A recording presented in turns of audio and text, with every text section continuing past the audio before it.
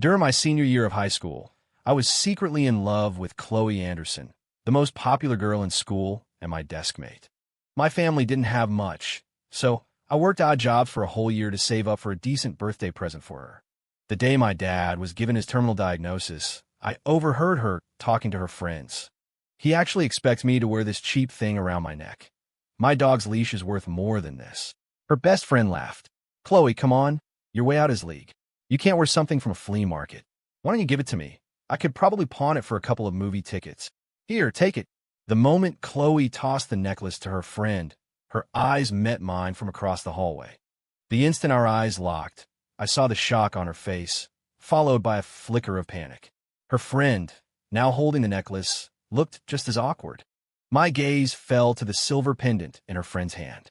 Its shine seemed to dim under their contempt, like the cheap piece of junk they thought it was. I couldn't blame them.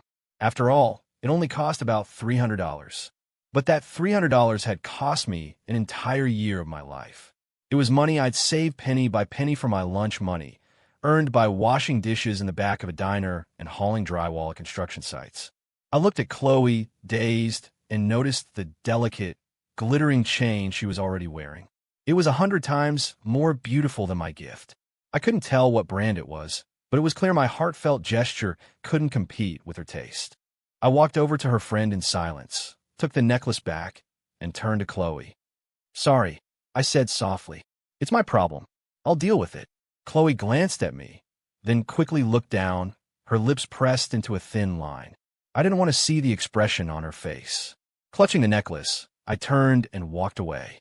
When I reached the corner of the academic building, I saw a janitor emptying trash cans. My heart hardened. I drew my arm back and flung the necklace into her rolling trash bin. After I let it go, some strange impulse made me look back in Khloe's direction. I don't know what I was hoping to see.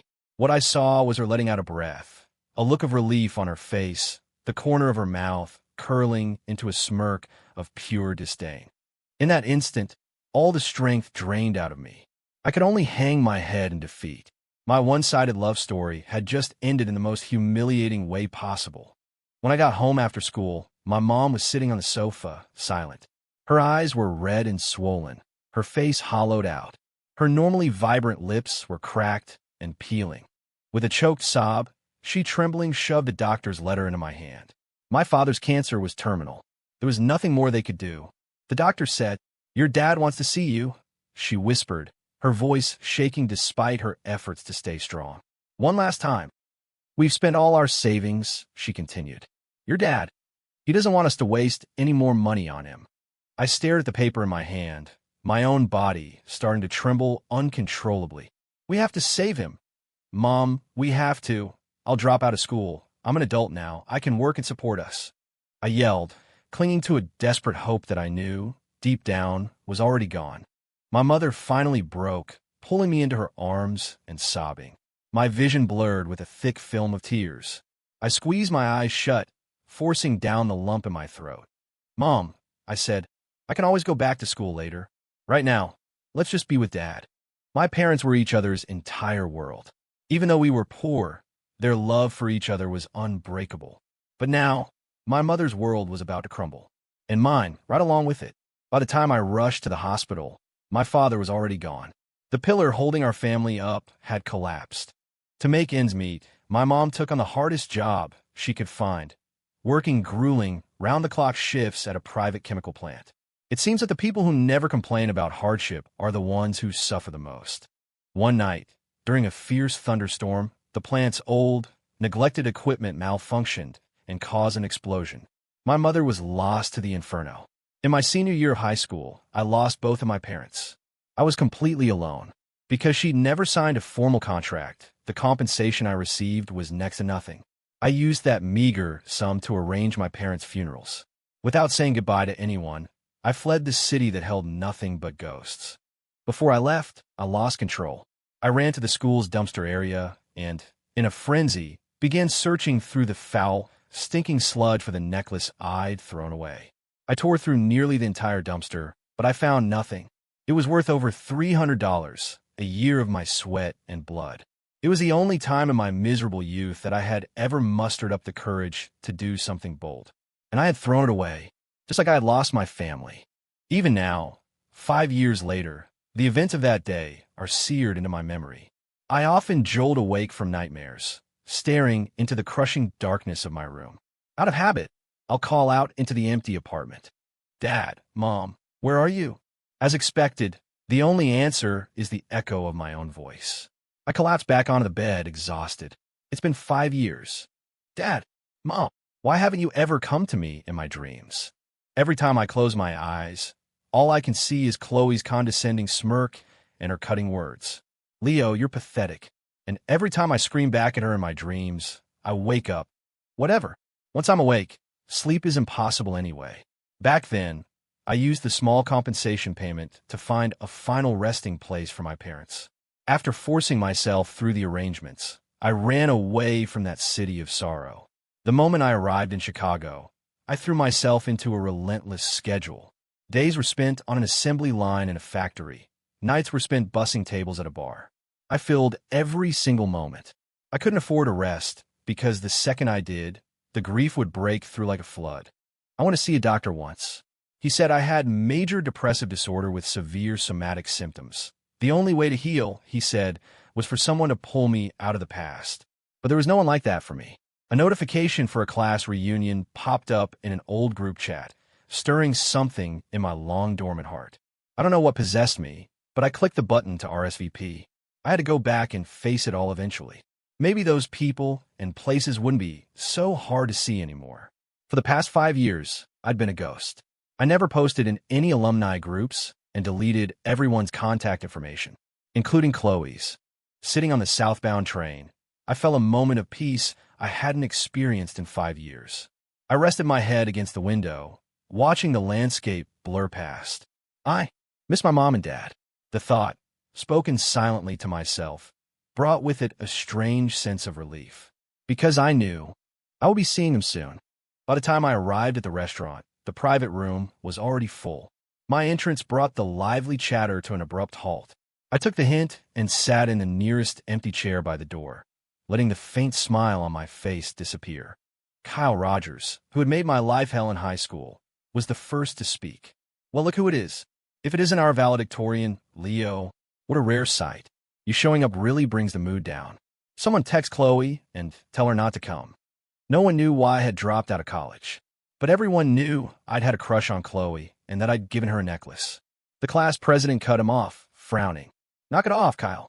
Everyone knows Khloe spent forever trying to find Leo. She'll be thrilled to know he's here. Kyle let out an exaggerated scoff. Only because Khloe's too nice. She felt bad and spent 5 years trying to apologize. Didn't he just run off with his tail between his legs because she turned him down? Is it a crime not to like him back? I heard the guy she's with now is loaded and way better looking. What's Leo got to compete with that? His pretty face. Or maybe it's his dad who died of cancer. Or his mom who got herself blown up. His words grew more vicious. The other classmates shifted uncomfortably, avoiding my gaze. I felt nothing. I just calmly stood up. I just came back to see some old faces. Now that I have, I won't bother you anymore. With that, I turned to leave. The class president quickly stood up to stop me. Are you sure you don't want to see Khloe? She's been looking for you for 5 years. An image of Khloe's face flashed in my mind against my will. She was beautiful, especially her eyes, which always seemed to be speaking. Except when they looked at me, they were always filled with mockery and disdain. I slowly lowered my head. When I looked up again, I had plastered a polite smile on my face. No, I have to go. If you see her, tell her I'm sorry. For everything. I'm sorry. After leaving my former classmates, I went to my parents' grave. I burned a thick stack of prayer money, enough to last them a long, long time. Only after I was done did I head back to what was once home. The house, empty for years, was covered in a thick layer of dust. I wasn't in the mood to clean. I just sat on the front steps, letting the darkness swallow me whole. I called an Uber and went to the river near the ruins of the chemical plant where my mother died. It was a remote area. Few people ever came this way, save for the occasional car that sped past, its headlights cutting through the night. I stood in the middle of the stone bridge, my suitcase beside me. No one noticed me. Even if they had, they probably would have just thought I was a tired traveler, resting for a moment. I waited patiently until I was certain I was completely alone. I tucked the letter I'd already written under the handle of my suitcase. Then, without a moment's hesitation, I climbed over the railing and jumped. As my body plunged downward in a state of weightlessness, I thought I heard Khloe's voice, a desperate, heart-wrenching scream. "Leo, don't you dare." In the final moment before my consciousness faded, a clear image of Khloe appeared before me. She looked just as she had in high school, wearing our blue and white uniform, leaning playfully against the hallway railing with a lollipop stick dangling from her lips. She saw me, her eyes crinkling into a smile as she called out, "Hey, you that guy who's first in our class, right?" From the first day of school, the name Khloe Anderson was legendary. Boys and girls alike, she was all anyone ever talked about. The reason was simple. She was extraordinary. With her radiant skin and perfectly sculpted features, she exuded a bold, confident beauty. Our paths crossed when we were assigned to the same class sophomore year. She sat at the desk in front of me. From then on, the moment the bell rang, a crowd would instantly swarm her desk, filling the air with noise. I've never liked crowds, so I'd always use getting water as an excuse to escape, even if my bottle was already full. One time, I overheard them talking about me. Our homeroom teacher is brutal. Everyone knows Khloe only dates varsity-level guys. And now she's stuck with this total nerd sitting behind her. I mean, he's smart, but our valedictorian's whole vibe is a little intense. The shaggy bangs, the Coke bottle glasses, the shirt buttoned all the way to the top. He looks like the school principal. "Khloe, seriously, you can't be into that, right?" A wave of loud laughter followed the question. "Shut up, all of you." It was Khloe's voice, clear and sharp, and surprisingly pleasant.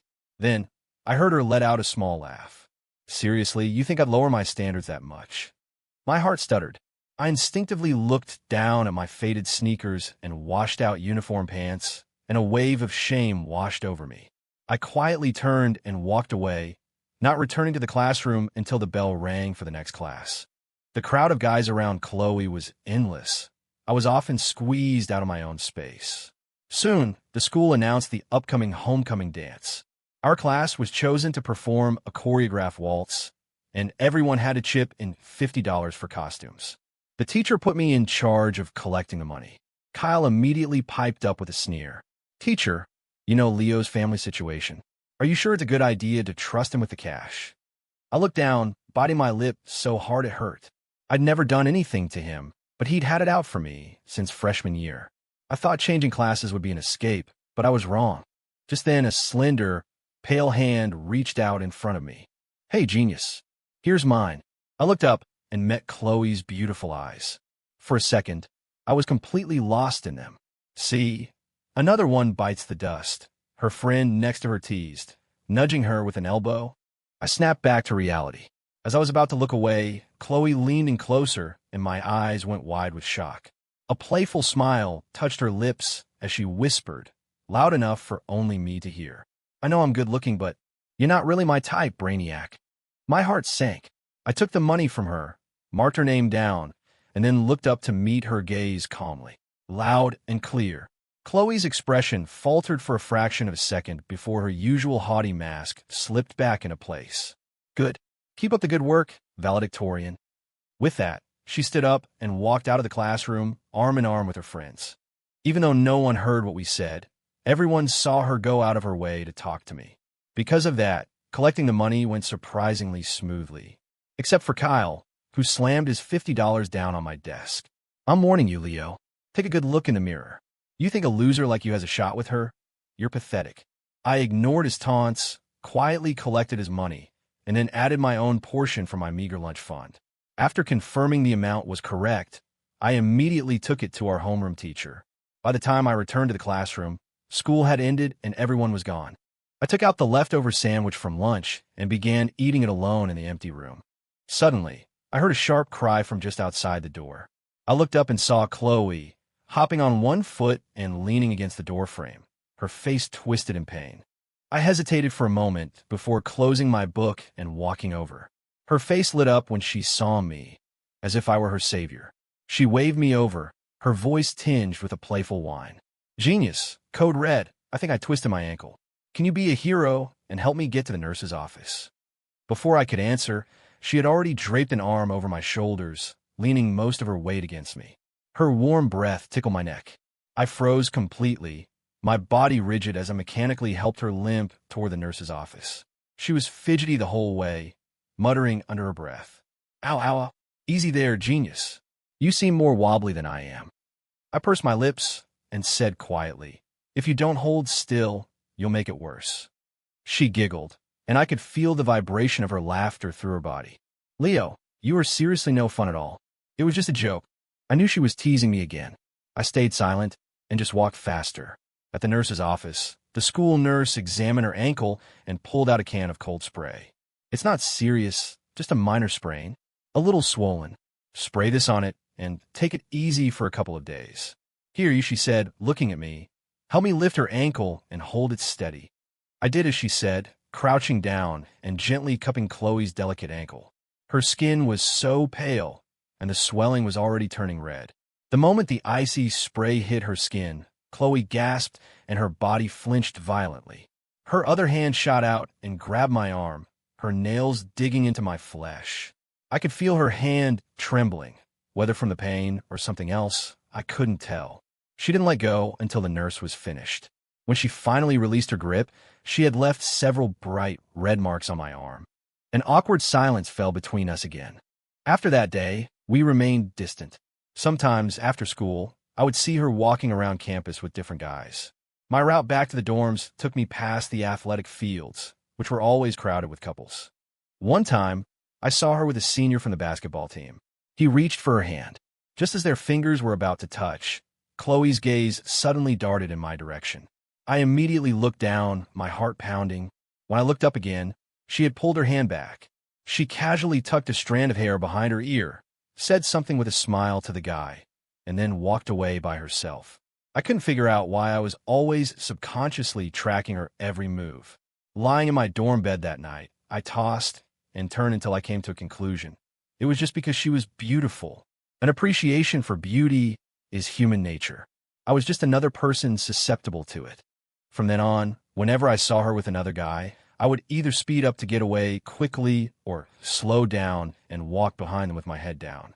I thought that by doing this, I wouldn't be a bother to her anymore.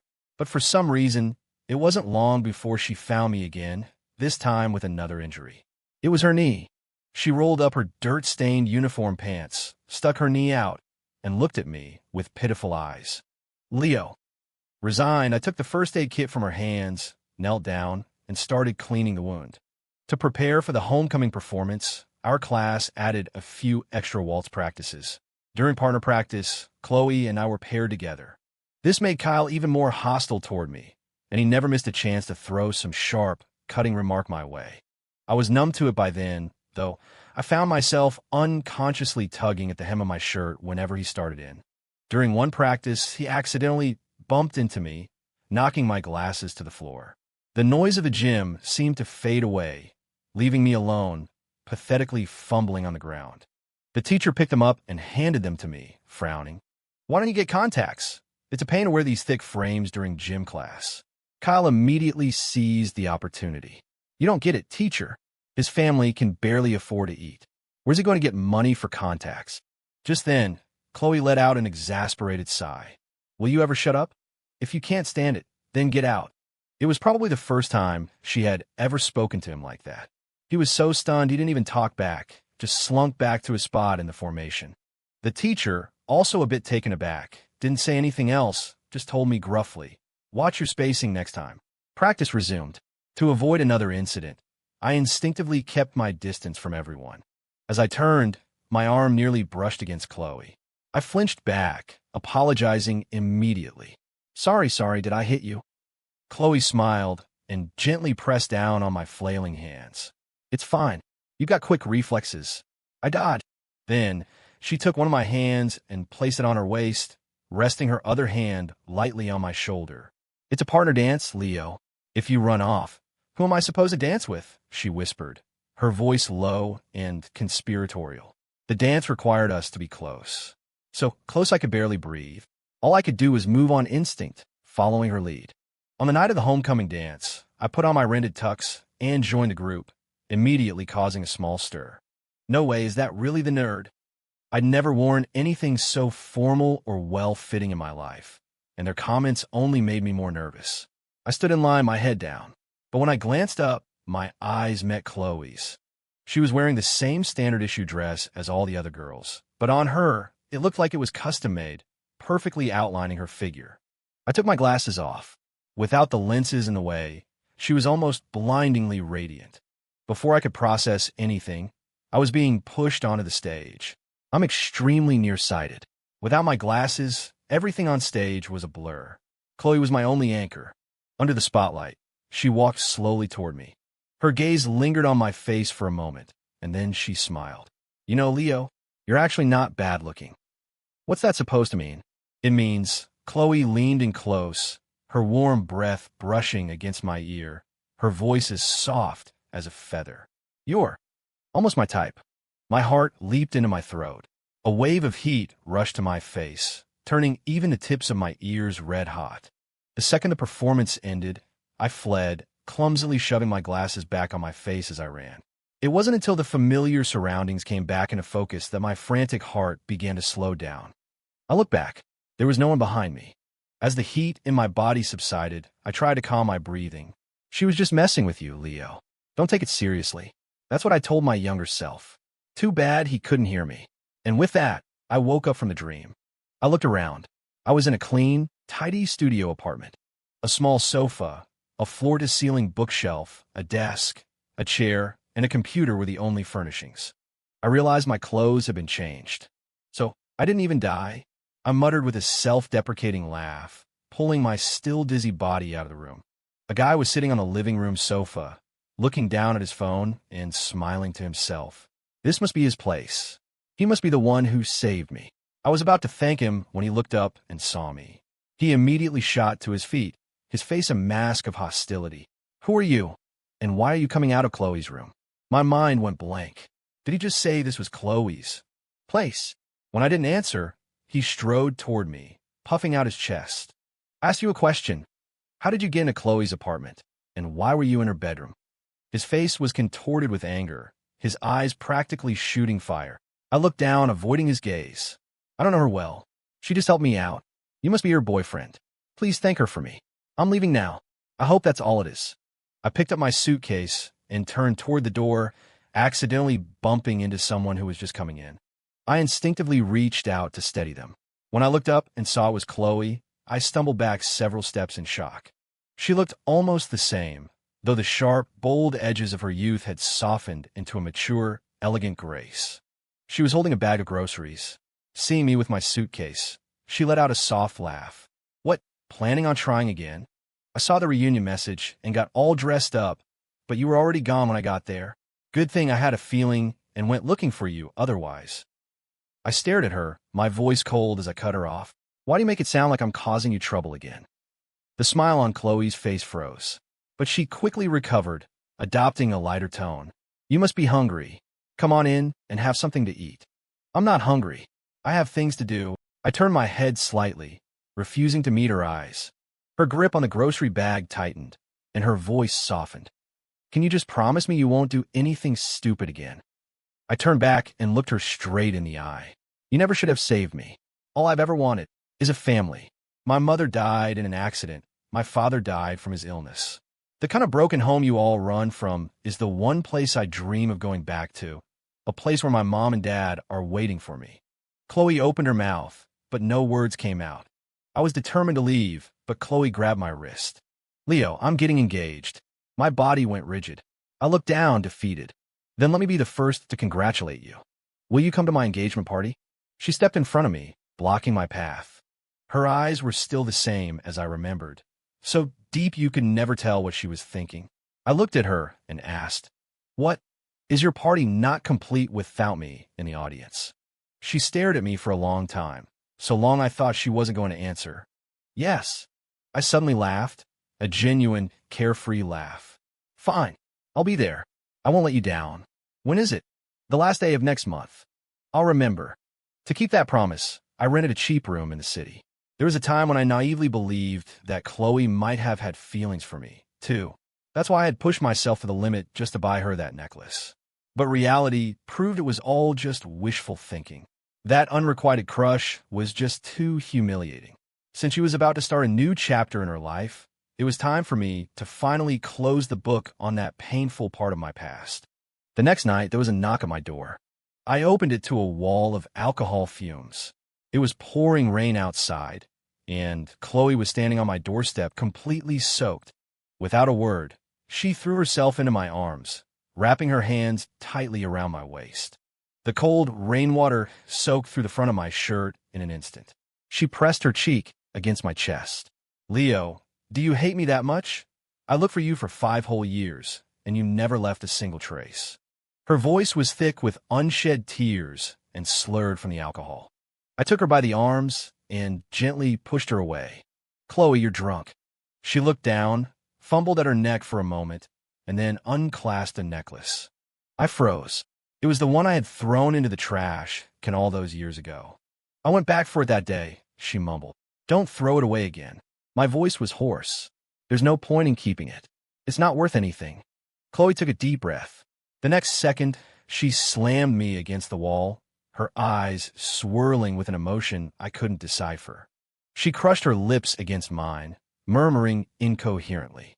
"Leo, I'm so sorry. I shouldn't have been so jealous. My eyes shot open in shock.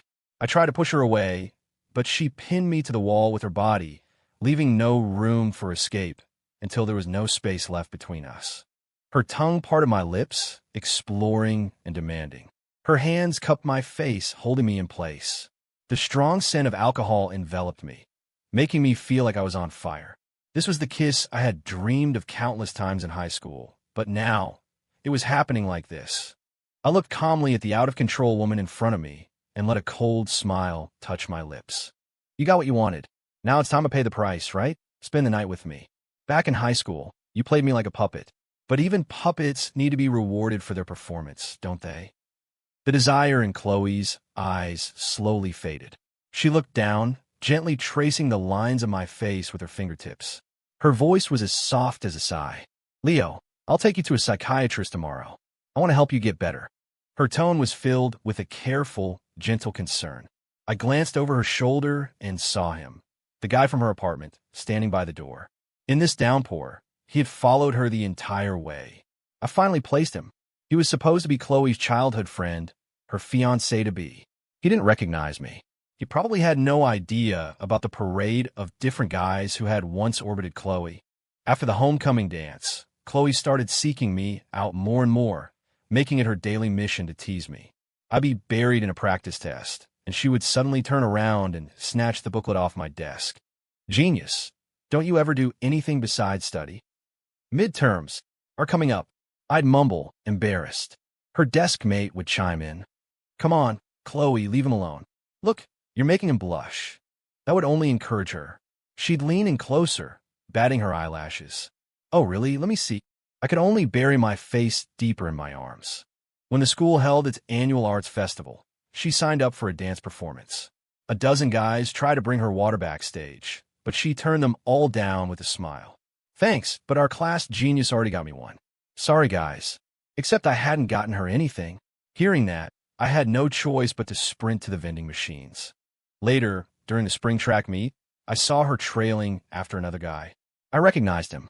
He was one of the guys who always looked at me with complete disdain. I saw Khloe trying to placate him.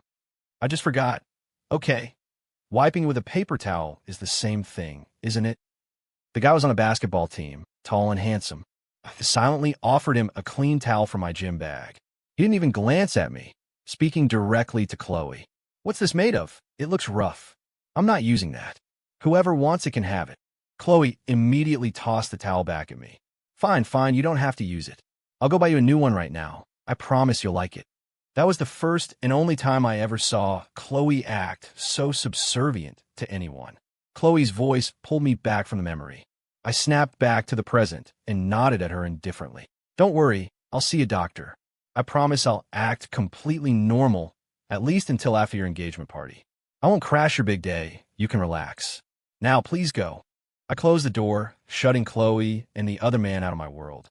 I could hear her pounding on the door and calling my name, her voice mixing with the man's muffled attempts to calm her down. After a while, it finally went quiet outside. I swallowed a few sleeping pills and lay down on the bed. In my dreams, I saw my parents. I was back in the summer after sophomore year. It was time to do the big yard cleanup for the season. Kyle somehow found out and brought a whole crew of classmates over to my house, claiming they were there to help. In reality, they were just there to laugh at me. But my parents were thrilled. They cooked up the best food we had to offer for my friends. I could see the undisguised disgust in our classmates' eyes, but my parents saw nothing but my friends. And Khloe, she was the first one to pick up her chopsticks. Mr. and Mrs. Martinez, you two are amazing cooks. Is this chicken from your own backyard? My dad beamed, his eyes crinkling into happy lines. It sure is. We've got a few more out back. If you like it, take a couple home with you. Khloe ate more than anyone that day, and when she was done, she insisted on helping clear the table. Yard work is back-breaking labor. After I showed her what to do, she grinned and poked my cheek. You know how to do everything, Leo. You're amazing. Then she got to work, looking like she knew exactly what she was doing.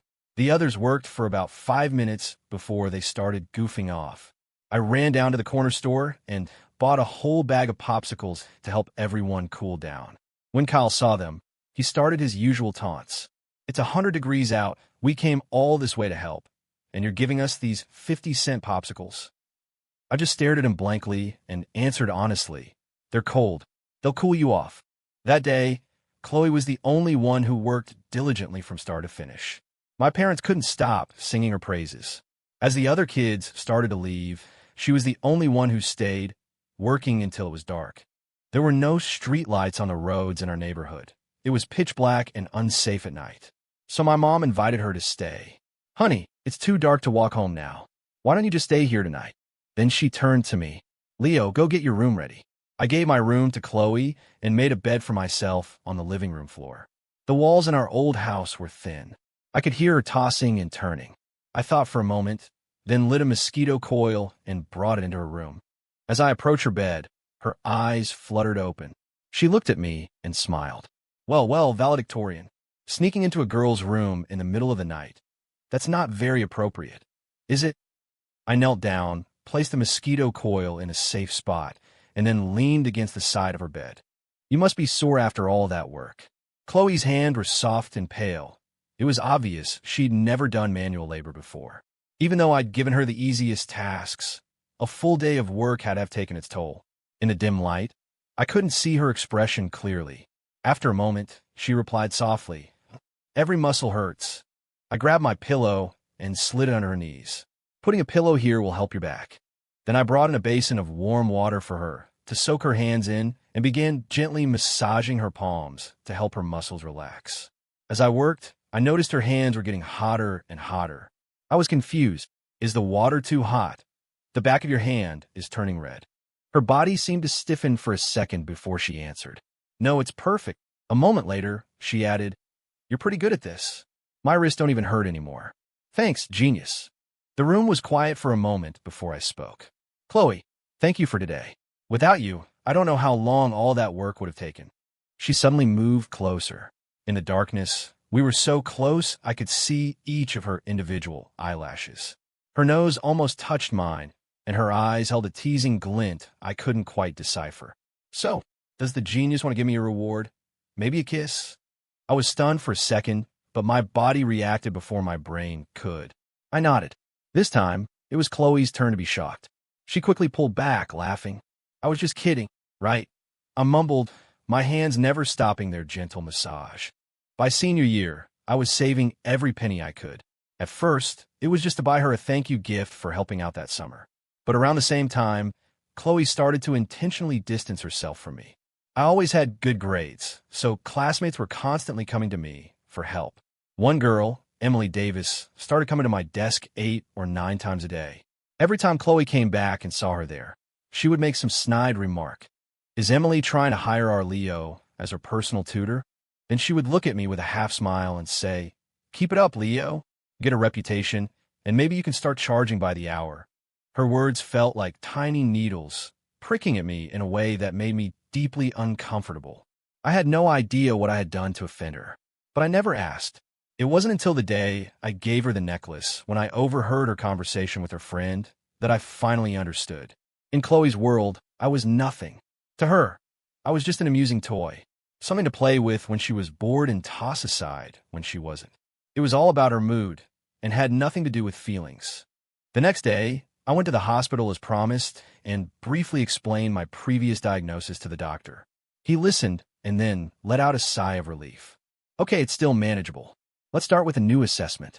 I took the evaluation forms and walked out, but a powerful wave of regret suddenly washed over me. I crumpled the papers into a ball and turned to leave, but I saw Khloe standing at the hospital entrance. She walked toward me. What did the doctor say? Did he give you a prescription?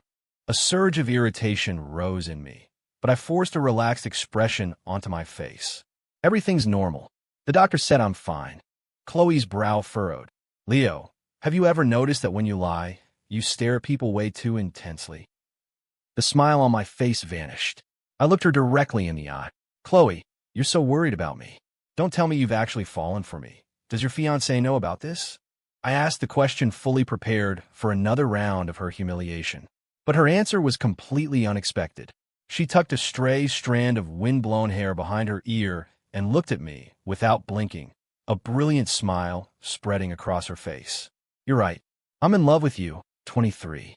Her words hit me like a bombshell, but the ringing in my ears lasted only a second before I burst out laughing. Khloe, I don't feel anything for you. That's okay. I can win you over. Then would you die with me, Khloe? I stood there, waiting for her answer. She stared at me, her gaze deep and unwavering, for so long that I started to lose my patience. Just as I was about to turn and leave, I heard her voice. Yes. The next second, she grabbed my hand, her tone firm. Where do you want to jump from? What pills do you want to take? You name it, I'll do it with you. I was speechless. It took me a moment to find my voice. Khloe, don't forget you're getting engaged. She squeezed my hand tighter, as if making a vow. I'm not getting engaged. I made that up to keep you from leaving. Then who was that guy? The one who was with me the other night. I nodded. She couldn't help but laugh. That's my dad's younger brother. There's nothing going on between us, 24. But you two seemed. My family is complicated. All you need to know is that he's my uncle, she said, cutting me off with a smile. Since we're being honest, I might as well tell you everything. He was there last night to try and talk some sense into me. And back then, she continued, the only reason I said those awful things was because I was jealous of you and Emily Davis. That necklace you gave me, I actually loved it.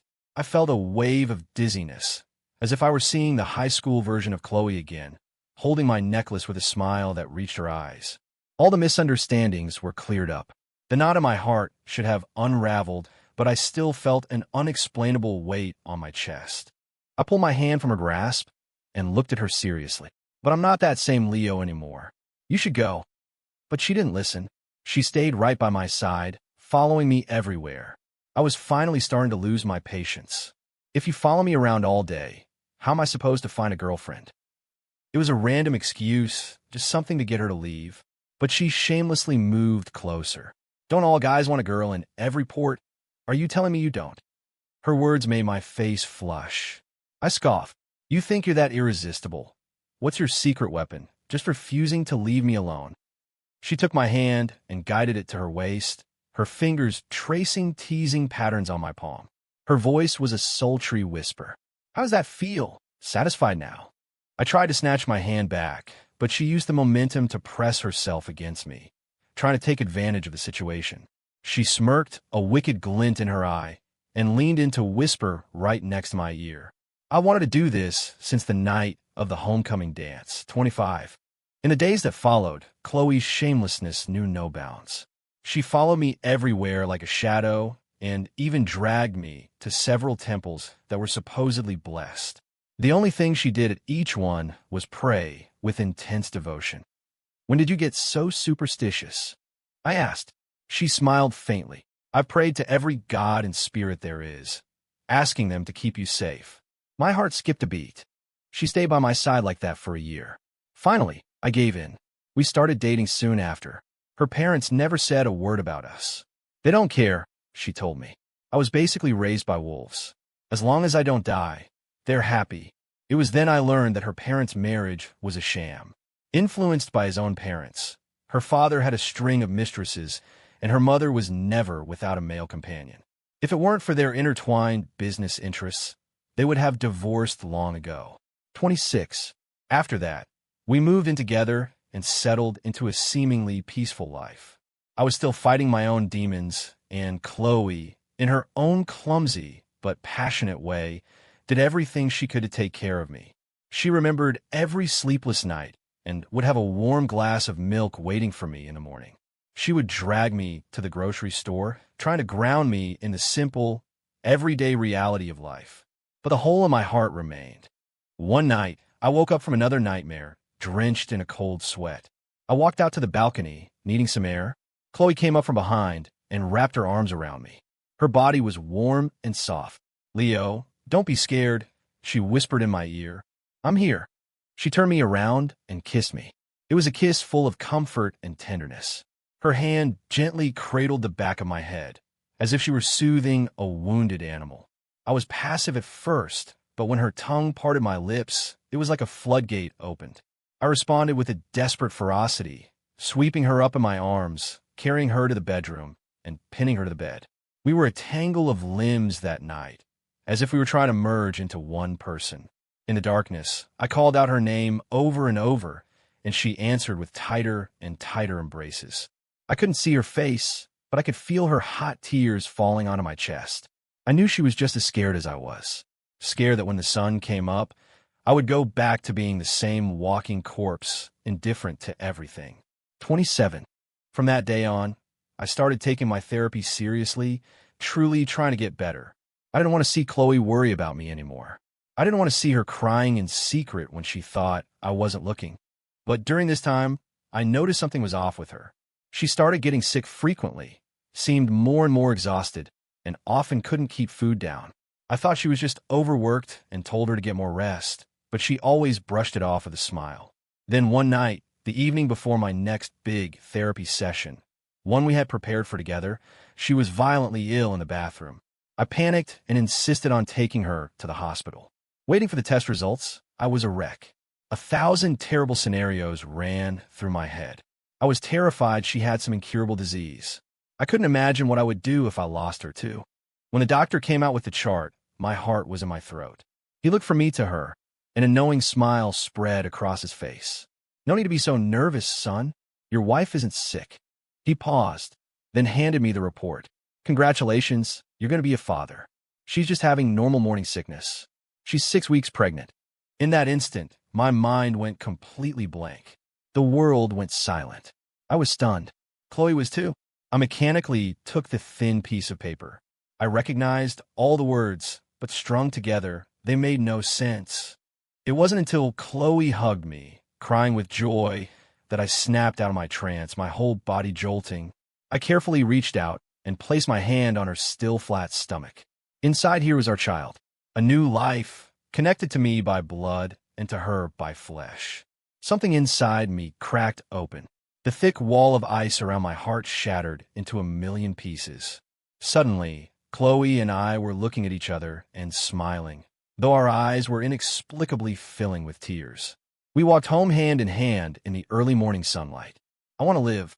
Khloe, let's live together." I said it to her, but also to myself and to our unborn child. Khloe squeezed my hand, her eyes shining. "Leo, let's go home. I'll cook for you. I'll make your favorite pot roast."